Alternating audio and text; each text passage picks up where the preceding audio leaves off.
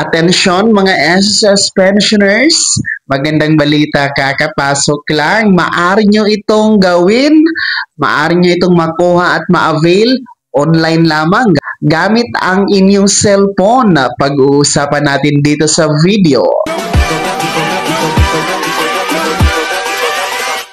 Hold up.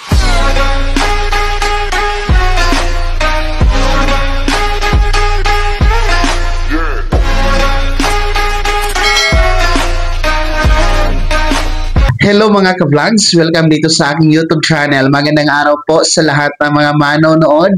Saan po kayong dako sa mundo? Kumusta mga ka-vlogs? Heto na mga pensyonado ni SSS, magandang balita kakapasok lang. Ang SSS, hinihikayat kayo na maaari po itong gawin, maaari itong i-avail at makuha online lamang gamit ang inyong cellphone. Ayan, mamaya-maya pag-uusapan natin yan. Pero kung bago ka pa lang dito sa aking YouTube channel o di kaya hindi ka pa nakasubscribe, abay, click nyo muna ang ating subscribe button na nasa baba at huwag kalimutan na pindutin ang notification bell para updated sa lahat ng aking i-upload. So, eto na nga po, makinig mga pensyonado ng SSS, kakapasok lang, no? Hinihikayat po ng SSS ang ating mga pensyonado na gustong mag-avail dito sa SSS Pension Loan. Yes, sa mga pensyonado po na nasa emergency, nangangailangan po, no? Pantustos sa inyong mga needs, whatever kung ano po ang inyong pangangailangan, no? Instead na pumunta po tayo sa mga lending company, no? Doon sa mga sinasanla ang ating ATM card na ang tataas ng interest, subukan niyo po at mag-apply dito sa inyong benepisyo sa pagiging pensyonado, ang SSS Pension Loan. Ang kwalifikasyon lang naman dito mga ka-vlogs, no, para avail kayo dito sa pension loan ni SSS, una po, dapat retiree pensioners po kayo. Yes, hindi po kasama dito yung mga total disability, survivor pensioners, dependent children, or yung ating partial disability. Tanging retiree pensioners lamang po ang po pwede dito na mag-avail. No? Well, anyway, sa kabilang dako, pinag-aaralan pa kasi ni SSS na baka pwede na mag-avail yung ating mga survivor pensioners. Pero as of now, wala pa pong update kung pwede na po ba yan. No? Retiree pensioners lamang po ang po pwede sa ngayon. Pangalawa, kailangan yung inyong edad ay hindi po tataas sa 85, no, anyos sa huling termino ng inyong pagbabayad ng SSS pension loan. So, ibig sabihin, 85 years old below lang po ang po pwede, no?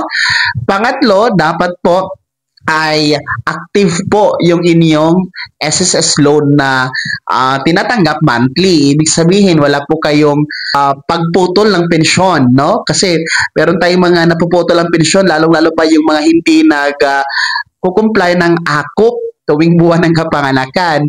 So, dapat active. Monthly talaga kayo tumatanggap ng pensyon para maikakaltas naman po si SSS sa inyo, di ba? So, kasunod po na criteria ay kailangan wala po kayong mga arrears or deduction sa iba pang loan gaya ng calamity loan, no? So talagang buo po na nakukuha ninyo ang inyong SSS pension loan.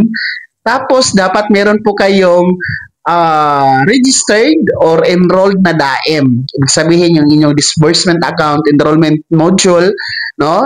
Yung bangko kung saan po doon nahuhulog monthly ang inyong pensyon, at the same time doon po ihuhulog ang proceed ng inyong makukuhang pension loan. At panguli, dapat po updated ang inyong contact number and email address para po sa mga updates and notification. Doon po yan sinisend ni SSS, no?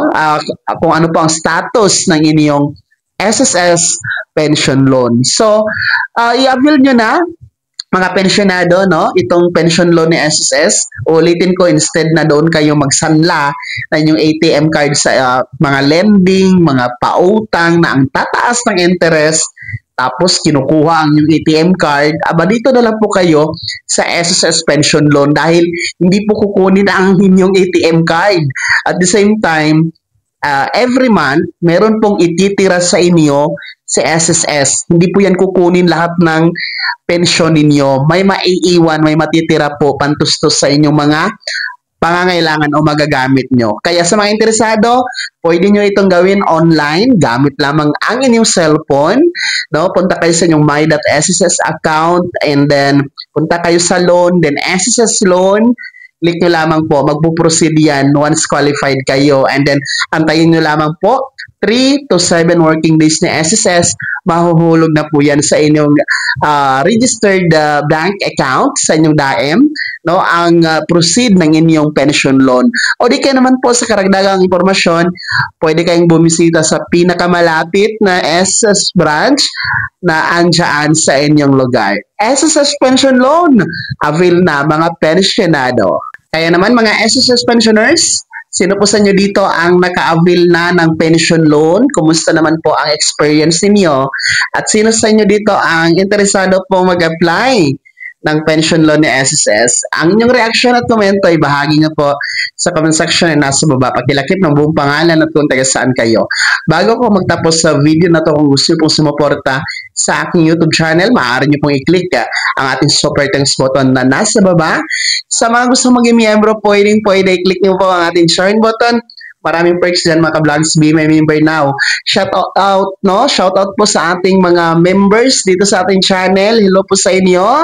Sana naging gabay ang video na to kahit paano na pag-usapan natin ng mga mahahalagang bagay-bagay na may kinalaman sa pagiging miyembro, benepisyaryo at pensionado sa SSS. Kung hindi ka pa nakasubscribe dito sa aking YouTube channel, maaari nyo nang i-click ang ating subscribe button na nasa baba. Huwag nyo kalimutan na pindutin ang notification bell, ilagay nyo po sa all para naman updated ka sa lahat ng mga videos na aking i-upload. Maaari nyo rin i-like ang video na to at kung meron ka pa mga katanungan, maaari nyo i-comment sa comment section na nasa baba.